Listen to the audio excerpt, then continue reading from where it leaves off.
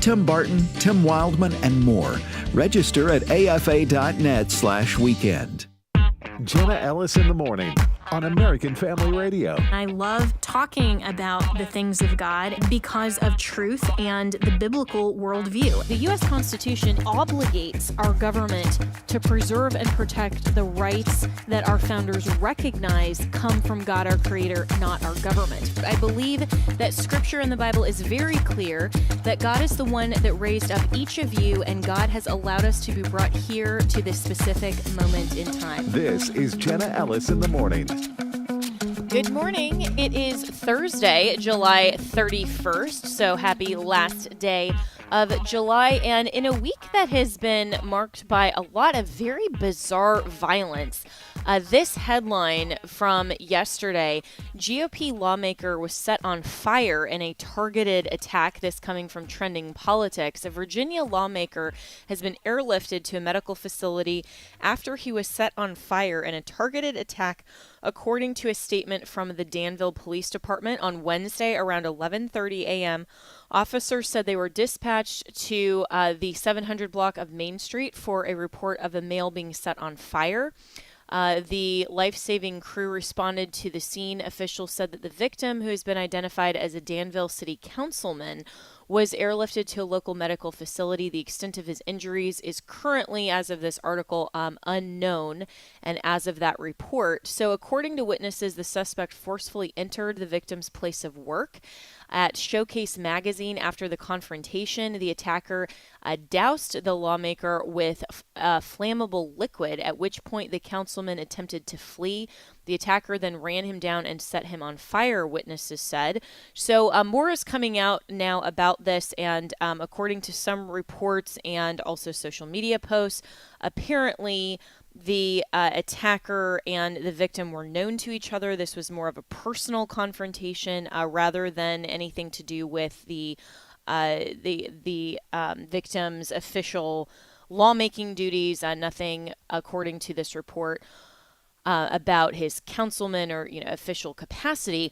But the question remains, I mean, this type of violence is just continuing to be over and over and over in headlines, and there's something to be said about the state of the world, and particularly the state of America, when more of these headlines just become consistently routine. I mean, it's like we can't go a day without hearing about some type of violence. And what is this saying about our culture and especially the next generation? Well, let's welcome in Ryan Helfenbein, who is the Vice President of Communications at Liberty University and the Executive Director of the Standing for Freedom Center.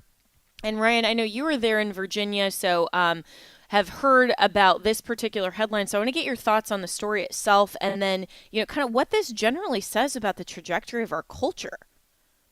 Yeah, Jenna, it was shocking yesterday. I'm actually just about 60 miles north of Danville here in Lynchburg, and so it's not that far from here. And there are many folks actually in the Lynchburg area that know of somebody that lives down in the Danville area, and so we're hearing a lot of reports and stories about what this might be. And I think the initial thing, I totally agree with you, that we're seeing a level of depravity in our country, an exhibition of violence.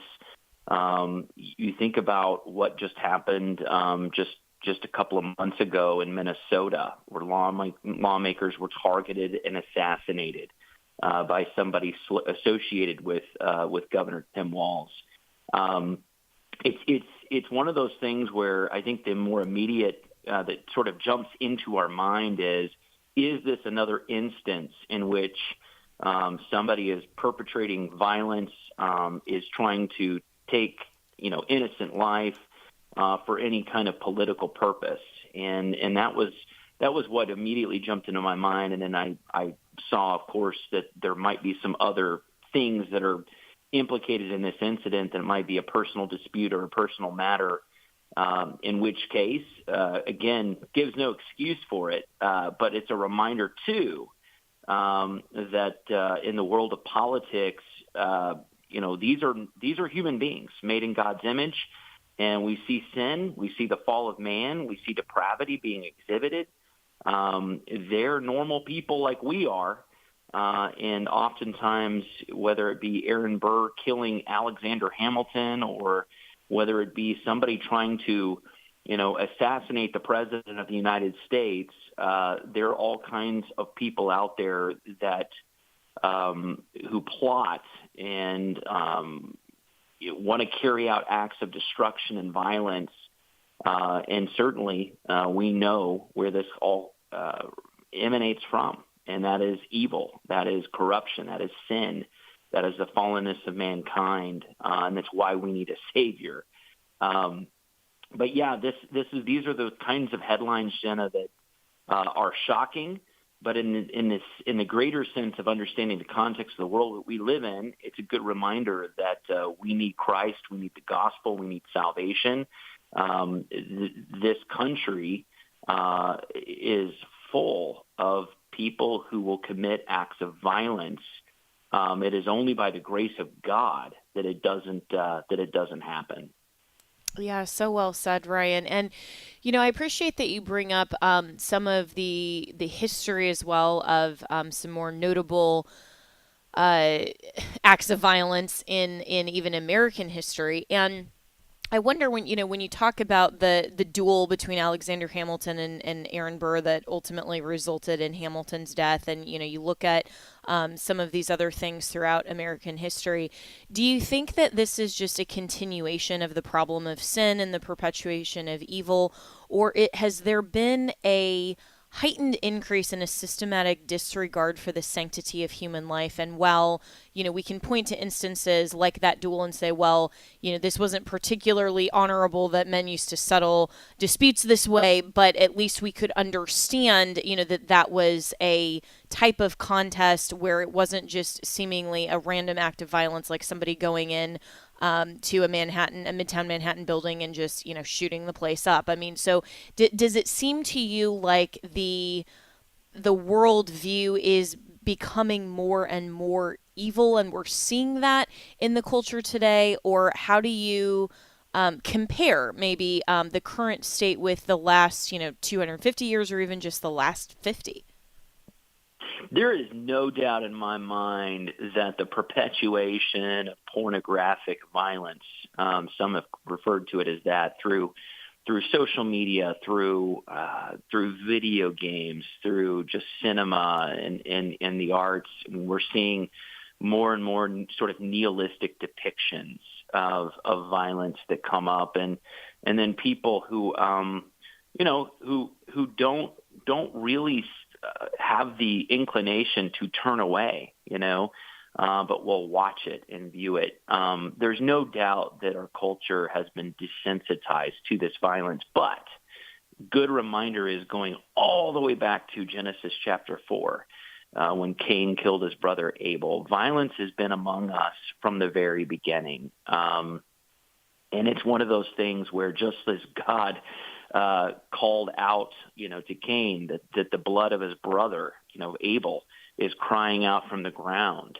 The earth was subjugated to a further curse as a result of Cain's shedding of innocent blood. We have to recognize as Christians in our worldview is that sin perpetuates this violence. This is the sin of hatred. This is, by the way, the original racism. Oftentimes people today, when they talk about racism, they only talk about it in terms of ethnicity and hatred and prejudice towards people of different. But actually, it started with sameness. It's the fact that the first murder was a brother killing another brother. And so, I see some of these disputes as they arise. They are somewhat politically motivated. Others are crimes of passion, where, a man is fighting another man because there's some kind of, dispute over a love affair or a tryst or something like that. Some are, in the case of the Aaron Burr situation, this is a situation where this was a code of honor between gentlemen back then. And, of course, we would dispute whether that is that is a real genuinely way to settle a matter. It's not. But that's how they used to do it back in the old days. But there is no doubt that there is a perpetuation of violence, and then also through social media and the spreading of information, we just see more of it today. So, the thing is that as soon as something happens, like a man dousing another man in gasoline and setting him on fire, the world knows about it almost instantaneously. And so when things like this used to happen 50 years ago, 100 years ago, and there were those types of things, serial killers have been around a long time, grotesque acts of violence have been around for a long time. We just know about it so much more quickly. It's not put in print. It's actually hitting our phones. And in that sort of digital, fourth industrial revolution, the digital technology is able to spread that information so quickly. I think that's part of the reason why we see it, and it's so prevalent, is because we can get that information instantaneously. And I'm speaking with Ryan Helfenbein, who is the Vice President of Communications at Liberty University in Lynchburg, Virginia, and also the Executive Director of the Standing for Freedom Center. And we're talking about this headline that a GOP lawmaker, locally a councilman in the state of Virginia, was set on fire in a targeted attack. And while this particular attack reportedly was a personal dispute, nothing to do with his official office, we are seeing more and more targeted violence specifically against office holders as well. And in the United States, Ryan, the entire process and setup and makeup of government is not only a peaceful transition of power, but that we, the people, get to select and prefer our leaders. It's not supposed to be the type of violence, even that we see in the Old Testament, right? Of, kings being murdered for someone else to take over. And we saw it all throughout the Middle Ages. And there's a reason why the mantra says, uneasy is the head that wears the crown. And so we are supposed to be different here in America, and yet we have seen, especially in the last few years, more and more targeted attacks against lawmakers specifically. What does that tell you about the state of the culture in America? Yeah, I definitely see a paradigm shift in our country. And I would say, when you go back and you read the history of the old kings in Europe, especially back in the medieval era, you had all kinds of incestuousness, you had all kinds of assassinations and killings, and certainly there were times in which, if you were a monarch, you were the head of a kingpin, you were the head of the country and the nation, but you had other people that were in hereditary title and in line, and they would find ways to kill you. And part of the whole reason, you go back to the ancient world, there were cupbearers to the king. Why? Because the cupbearer had to test the wine and make sure it was not poisoned, or that the food testers to taste that it wasn't poisoned. Why? Because ultimately the monarch, the king, had absolute power, and there were people that had a vested interest in having him killed.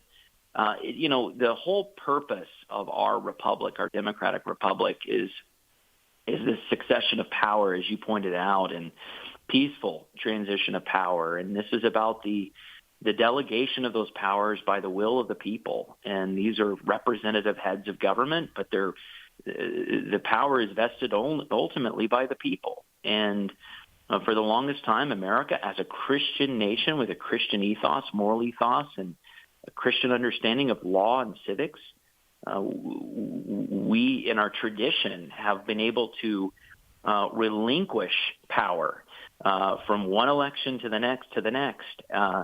And yet today, I think what we're seeing is more anarchy.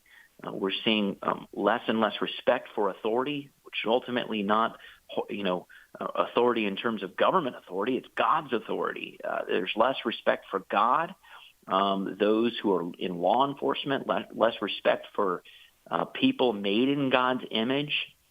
And so there is clearly a pattern in which worldview plays into this.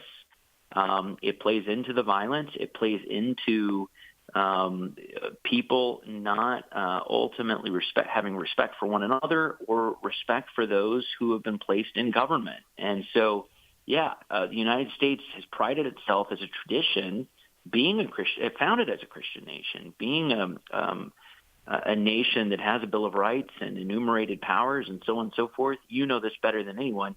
The will of the people, though, ultimately uphold it. And that's the thing. When you don't have enough people who are willing to act civilly, all panic and chaos breaks loose, and then you have something like what France underwent, or the Bolsheviks in 1917, and you see a revolution in which everything is overthrown. That's the scary thing.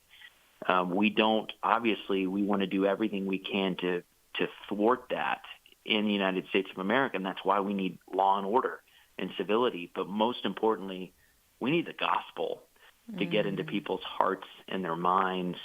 That is what I think ultimately keeps people, it keeps and maintains public order and the peace, is not just the penalty of the law, but an understanding that there is a God that we all must ultimately give an account to for our lives.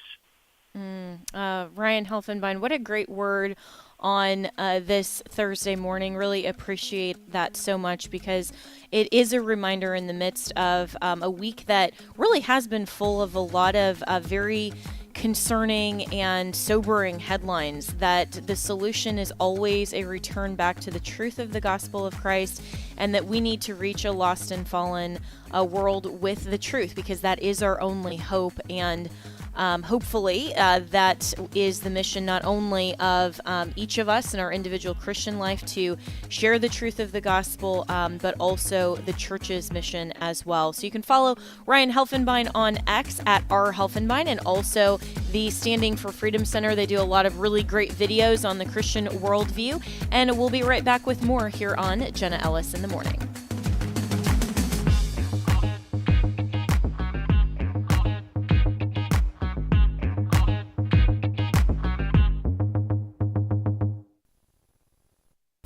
The following is not an actor, but a real-life story from Trinity Debt Management. I'm Claire from Trinity Debt Management. I'm a counselor, and the reason that I love working for Trinity is because I get to help folks with one of the hardest problems a family can face, and that's financial difficulties. In this day and age, everything is going up. You have higher utilities, higher grocery bills, higher fuel, and those credit card interest rates have gone up as well. We can help you with that.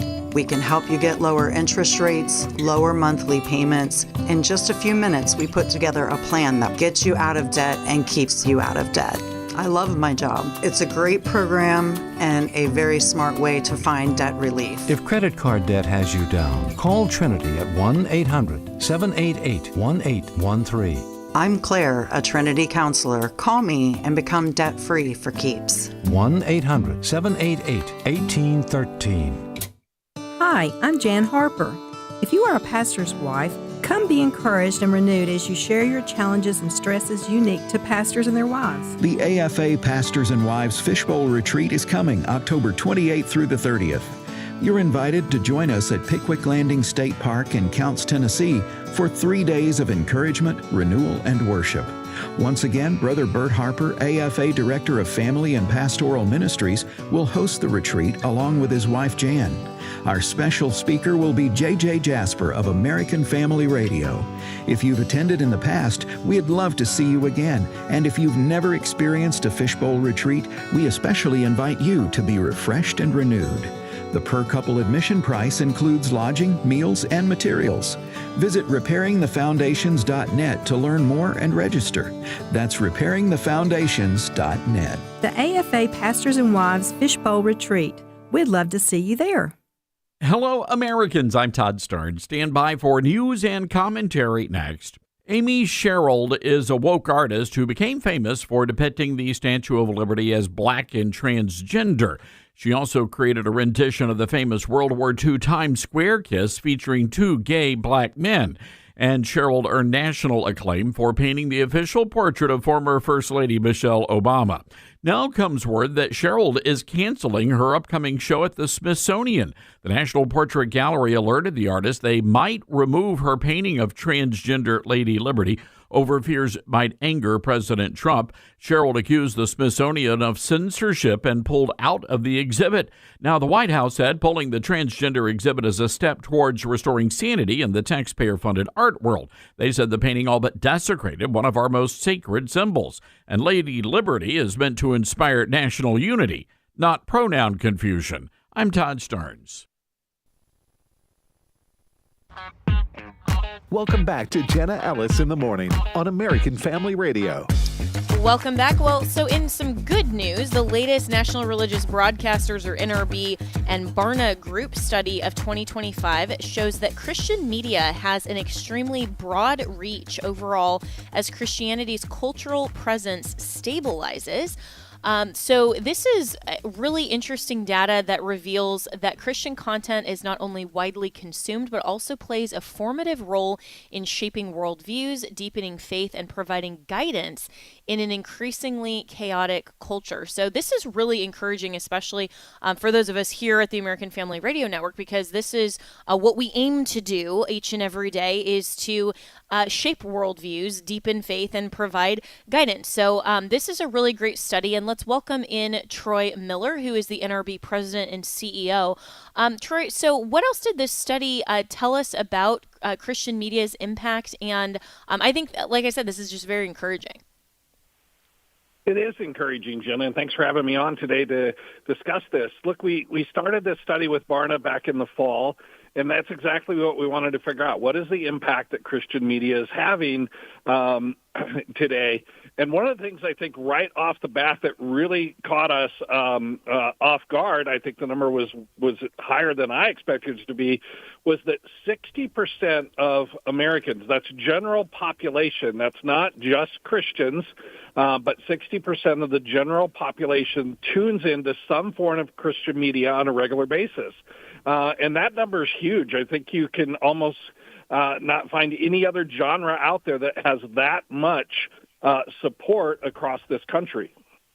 That is really incredible, and that's encouraging as well to know that it's not just Christians that we're reaching, of course, to deepen our faith that is already there, but we're also reaching those who perhaps haven't yet claimed Jesus as their Lord and Savior. And so there's an opportunity there for evangelism as well as ministry. And so this is the 60% of American adults that consume Christian media in some form. So whether that's TV, radio, podcasts, news websites, social media, or YouTube. And interestingly, this study also said that Gen Z leads the way with 64% of Gen Z engaging with Christian social media accounts, followed by millennials at 58%.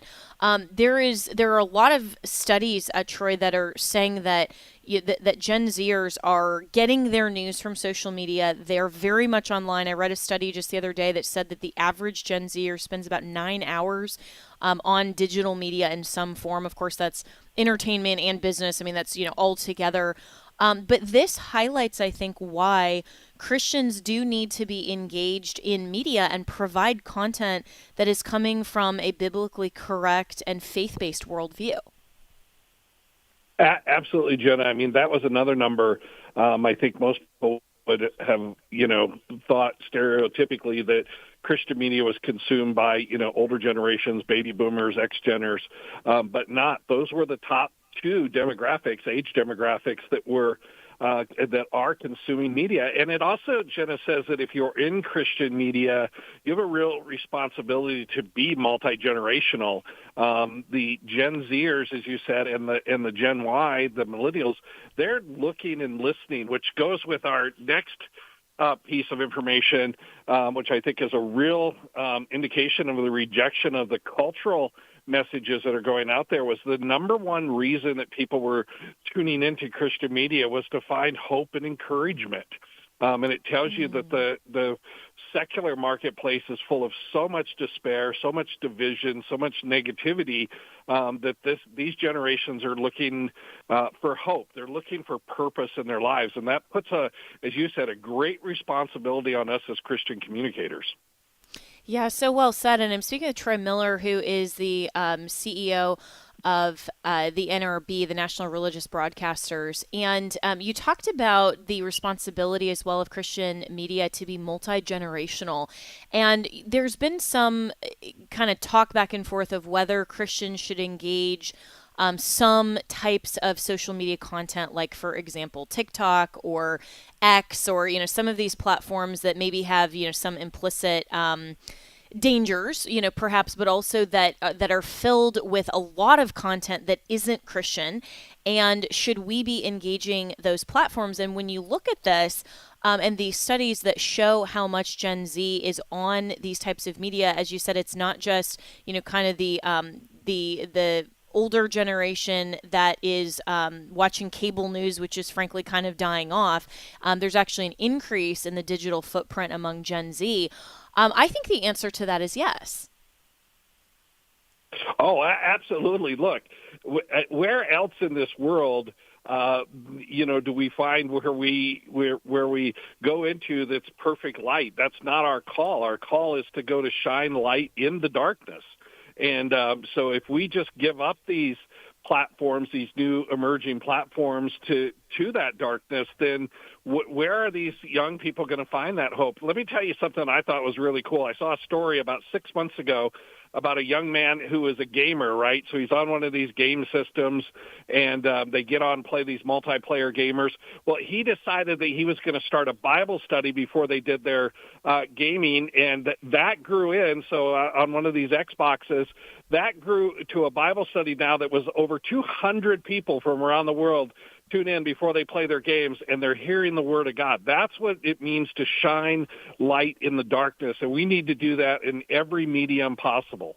Yeah, so well said. And I think that with such strong youth engagement via those types of platforms, Christian media organizations should adjust our approach in order to reach those digital natives more and more effectively, because the users are already there. So we just bring the content. And the study also found, Troy Miller, that 2/3 of the general population view Christian media as valuable and trustworthy, rising to 4 in 5 among active users, which I think is a really fascinating rationale for why people tune in to specifically Christian media, because people know that they're going to get their news and their content in a way that is trustworthy, it's valuable, it's credible, but there also will be a bias. And of course, like here at American Family Radio Network, of course we have a bias. We have a Christian worldview bias that we are going to talk and comment on stories from a specifically biblical worldview perspective. And that bias is in such contrast with the secular media. I think that's a good thing. And that's something that, that because it's very open, I think that actually that type of bias lends to the credibility, value, and trustworthiness of Christian media over a lot of these other talking heads that you might see on secular networks, where people are saying, okay, well, your motivation is obviously something different, and it's also predicated on a false or a secular worldview. How does that play out into the broader media sphere of reaching people who aren't already Christians and wanting that perspective, but reaching the users that are there and saying, you're listening to Christian content because it's trustworthy? Right. And look, that's in a stark contrast to mainstream legacy media that would find their trustworthy ratings and approval ratings well down into the teens. And so it's the interesting thing, as you said here, is Christian media is providing really still two kind of roles. It's still providing the core role of discipling Christians. So it's a great place where Christians tune in on a regular basis. But the fact that the culture at large, the fact that we go back to that 60% of Americans tune into some form of Christian media, and knowing that Christian media is biased, I mean, we don't hide it like the mainstream media tries to hide their bias. It's out there. It's per se on our sleeves, and yet people are still tuning in because again they're looking for that hope. They're looking for a message that is different from what they're hearing in the mainstream. And Jenna, the second highest reason that people turned in, and I thought this was really another sort of indicator of a rejection of the culture, was that they answered that they said they tuned in to understand their Bible better, to understand the Bible better, to know God better and love him better, and how to love people better. And boy, is that a rejection of today's message. Yeah, and that's really encouraging. And, every day when I get responses and emails and social media comments from our listeners here at American Family Radio, those findings reflect what I hear just anecdotally as well from our listeners, that's exactly the reason that they tune into AFR is for encouragement and specifically for that perspective. And Trey Miller, you also described some of the findings as much, much higher than expected in terms of Christian media and this emphasis on how many people we're reaching overall in the culture. And so broadly, how does this shape where Christian media is going and kind of your vision of Christian media for the future, especially as we're in the midst of the congressional vote to cut federal funding for public broadcasters, which is a great position that taxpayer dollars shouldn't underwrite a media environment that's dominated just by a specific single political viewpoint. We should have access to Christian media as well, and the government shouldn't be funding a secular worldview. But then also the AM Radio for Every Vehicle Act and the government not determining who controls the flow of information within American vehicles. I mean, so there's a lot here, I think, as far as the future of Christian radio, or Christian media, rather, but then also media more broadly in the legislative landscape. Yes, exactly. We're one of the initiators and supporters of the defunding of public radio and public television broadcasting, as well as the Corporation for Public Broadcasting that funds a lot of the programming, as you said, that really only, serves as kind of a propaganda of the left progressive, kind of woke messages out there. And tax dollars, shouldn't be going to fund just one message like that. Plus, we in Christian media who fall under the same regulations of public interest programming have just never been on an equal footing with PBS, with all of the government support they have. It's not just in the funds, but as well as the legislation. So we applaud Congress for doing this. Our tax dollars shouldn't go for that. And look, I grew up on PBS. I'd love to see them go back to what their original core mission was, to do, education and arts and entertainment that meet the needs of all of America, not just part of America or their senior management's viewpoints. And AM radio is a key one because that's so important. We believe that people should have free access to the information they want to hear, to the kind of programming they want to hear. We don't believe that there should be any gatekeepers, whether it's digitally on the internet or whether it's the airwaves in the car. And that's what the AM bill is really all about. It's about keeping access to free public over-the-air content for people to make their own choices. It's already been proven that the car companies can, for very minimal, put some shielding in that doesn't cause any interference, and they can still have their connected dash, but people can have the choice of whether or not they want their subscriptions from the car company or they just want to tune in their favorite Christian program or conservative talk program or sports program. And so we applaud Congress, and we're hoping that when they come out of their recess in August that this bill's finally going to get passed and will clear the House to the president's desk. Yeah, and I'm really thankful that the NRB is behind this, because I fully agree with that. I mean, just from my own perspective, I mean, a lot of the content that I've listened to over the years, since the first time I had a car, is just by tuning into a local radio station, and finding that on AM or FM, and not, and this of course was before the days of streaming and some of the subscription services. And I think it is important and valuable that that Christian media organizations, like here at AFA, we have the streaming, the free app. You can listen to this program. A lot of people, especially like my parents who are in Colorado, and so this is live from 6 to 7 a.m., which is a little bit early, for them generally. So they tune in, more at 8 a.m. their time, and they can do that on the streaming services, so you can kind of listen to it on demand. But for all of the terrestrial radio, it's so important that people just in their car can kind of flip through the stations and can hear content that they prefer, and that it's not just it's not cold and cultivated just by what the government would prefer that we listen to. That is so important that we have a wide variety of options. And so specifically with obviously there's a difference between AM and FM. Why is this specifically only talking about AM rather than any of the FM channels in terms of this particular legislation? Well, I think the car companies looked at this as a sort of an easy target. I think they assumed that everybody thought AM radio was, more antiquated and not listened to. But 84 million people, according to Inside Radio, still depend on AM radio.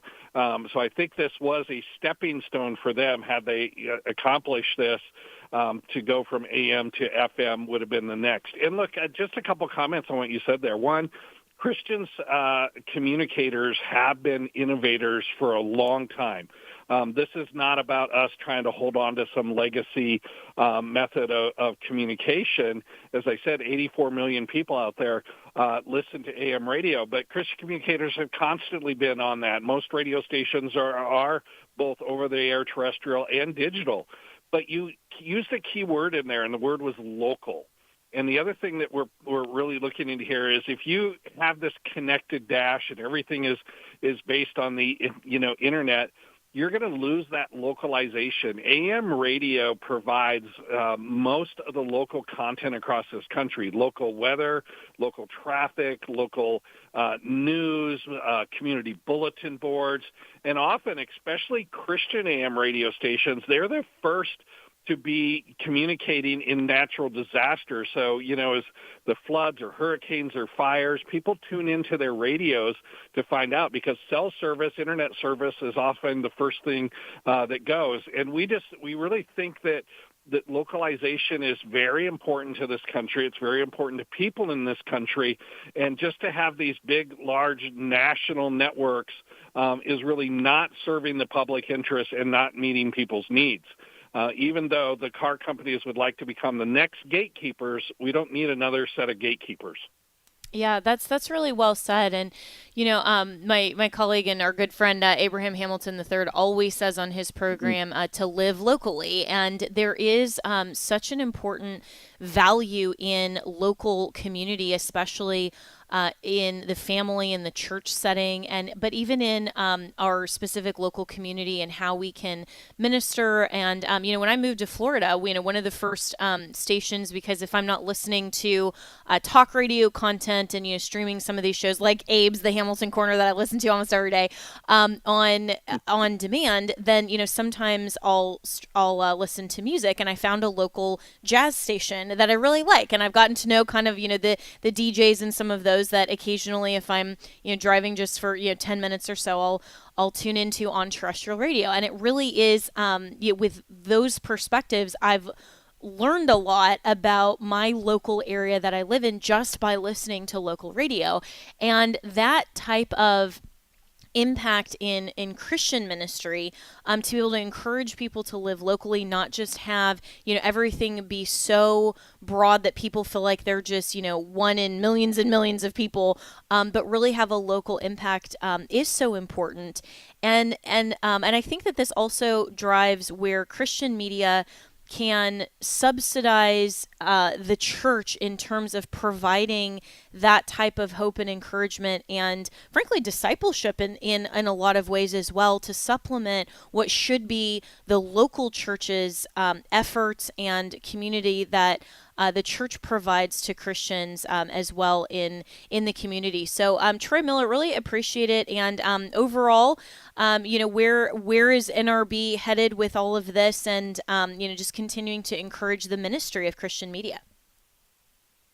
Yeah, and look, Jenna, thank you for having me on today. And look, we see a bright future for Christian media. Again, I see a lot of Christian ministries that are doing some great innovation. I see some young people in the Gen Zers who are doing some really neat things on these social media platforms out there. And look, we see the numbers tell us that this is growing, and we have a mission and we have a purpose. So we're continuing to work and help ministries understand the latest technologies, the latest methods, the latest tools that are out there. And then, of course, we're working in D.C. Very hard to keep the legislative, business environment, regulatory environment as fair as possible as it can be for Christian communicators out there. There's still a lot of opposition to our message. Corporate America now is our big target because that's where we're seeing most of the opposition. So we're working hard. We're going to get this study out to all of the C-suites in the Fortune 500 companies so they can understand how large this audience is. And we appreciate your prayers and all the work that we're doing.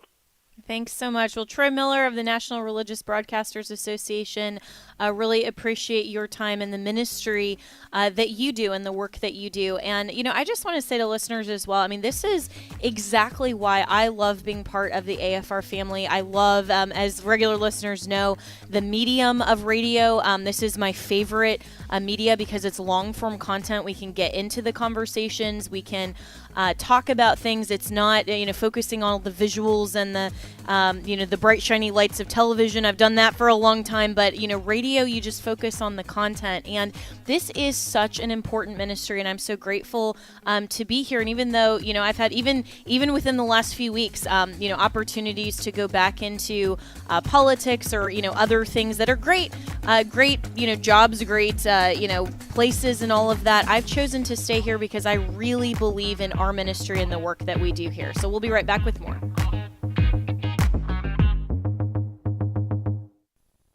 Hey, moms and dads, are you at your wits' end? Hi, this is Mark Gregston with Parenting Today's Teens. I'm so grateful for the partnership we have with American Family Radio.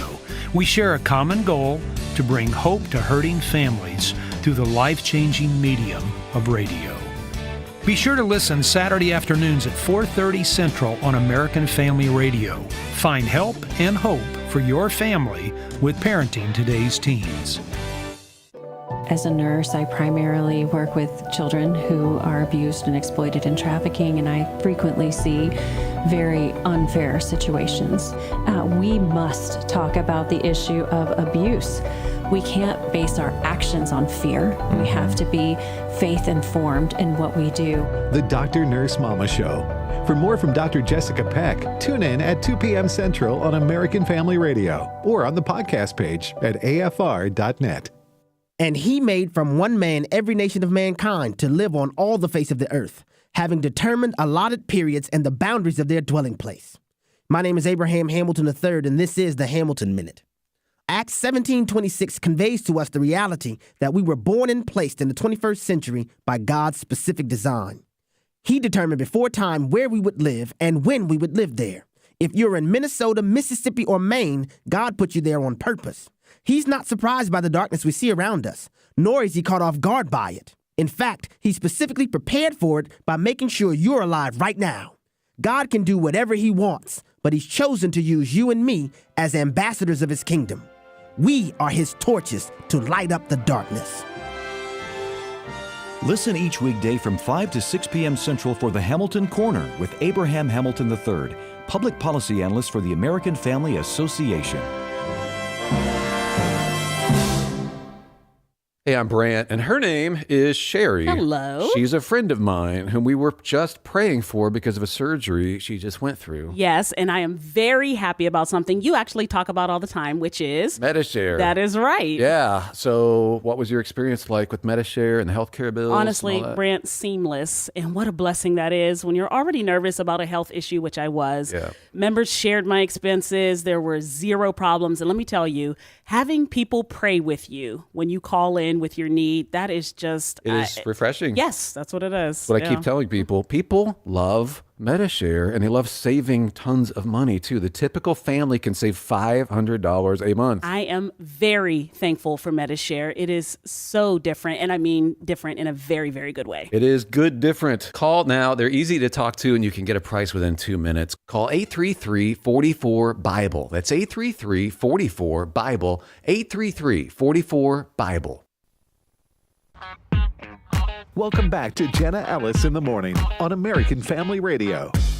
Welcome back. So not only is it a privilege and a ministry to bring the news of the day from a biblical worldview perspective, not just a Republican versus Democrat and within all of the specific politicking of the day, but we also talk about the other institutions that God ordained. Of course, there are three: the civil government, the church government, and the family government, and encouragement within all of those spheres. Because if we are to, as Christians, live our lives according to the commands of Scripture and what God provides clearly as the best way for us to thrive and to also fulfill our purpose, which is, of course, to first know and love Him, and then to bring others along in the knowledge of Christ. That also includes raising children in the fear and admonition of the Lord. And of course, that touches the political sphere when we have to debate and discuss these issues of how government interacts with parenting, what all of that means in parental rights. That's a huge, huge topic because children, of course, are given to parents by God, not to the state. Children don't belong to the state, and we need to make sure that those lines are very clearly protected in an increasingly secularized culture where the government has not only tried to make the church completely irrelevant, but basically replace parents. And often we are taught in today's secularized society that parents, if they're not experts, quote unquote, whatever that means to the state, that, if you don't have your doctorate in all of these different subject matter areas that you are teaching your children, well, then you're not fully competent to teach your children. And we need to take them not only to the quote-unquote experts in the state-run school system, but we also need to take them to these experts that are called therapists. And really what that's doing is setting up not only children to not trust their parents and kind of undermine that parental authority that really should be centered on discipleship, but also trust whatever the state labels and their metric and society labels as expertise. It should be that parents understand that children are vested by God to them to train up in the way they should go, as Proverbs said, so when they're older, they won't depart from it. And that kind of discipleship can only come from parents and, of course, from the church, which should also encourage and supplement the parental responsibility and role. We know that the nuclear family, one husband, one wife, one mother, one father, in the context of the traditional nuclear family is the best environment for children to thrive, to understand who they are as human beings made in the image of God, having inherent dignity and worth, know their purpose, be able to ask and answer and have answered their questions about life, about their own vocation and ministry as they get older. For regular listeners, you all know that I, at a very young age, being homeschooled, discipled by my parents, greatest gift that my parents blessed me with.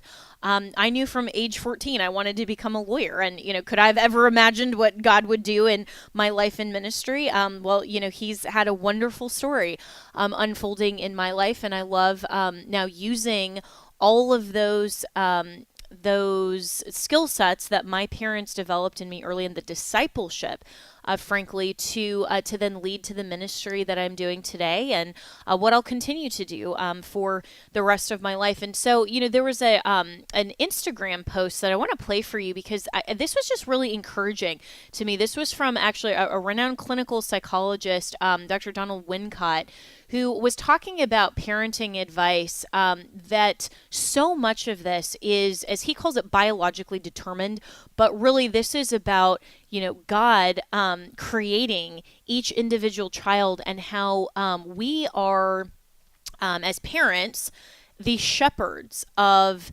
children in that sense, to bring them, of course, along to getting to know and love, ultimately, the Good Shepherd. And so I want to play this clip for you because this advice, I think, was just really encouraging. This is cut 2. You need to understand something that parents these days have long since forgot. They're going to have to relearn again. Your grandparents knew this, but today's generation of parents doesn't seem to. And that is, you do not get to design your children. Nature would never have permitted that to happen. Evolution would not have allowed a generation of a species to be so influenced by the previous generation. It hasn't happened, and it doesn't happen, and it especially doesn't happen in children. You do not design your children. And yet we have the Mozart effect, the belief that if I play classical music to my uterus when I'm pregnant, I'm going to have a genius. The fact that if I can just put enough crib toys over his crib, he is going to have all these neurons exploding with synapses and be a brilliant mathematician.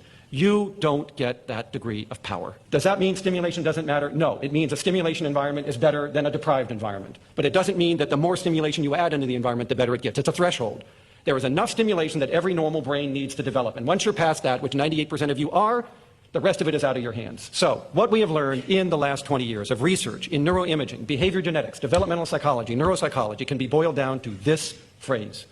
Your child is born with more than 400 psychological traits that will emerge as they mature, and they have nothing to do with you. So the idea that you are going to engineer personalities and IQ and academic achievement skills and all these other things just isn't true. Your child is not a blank slate on which you get to write. Your child is a genetic mosaic of your extended family, which means this is a unique combination of the traits that run in your family line. I like the shepherd view. You are a shepherd. You don't design the sheep. The engineering view makes you responsible for everything.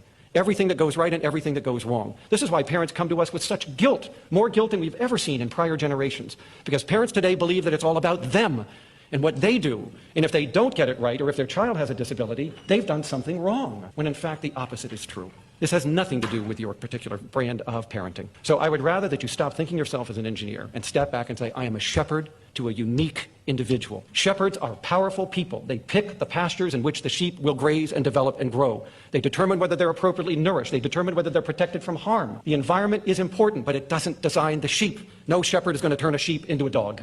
Ain't going to happen, right? And yet that is what we see parents trying to do all the time, and especially parents of children with disabilities. So step back and view yourself as the shepherd to this disabled youngster, and you get to design the pasture, and that's very important, but you don't engineer the sheep. Now, that comes with it a profoundly freeing view of parenting, because what it means is, although it's important to be a shepherd, recognizing that this is a unique individual before you allows you to enjoy the show, right?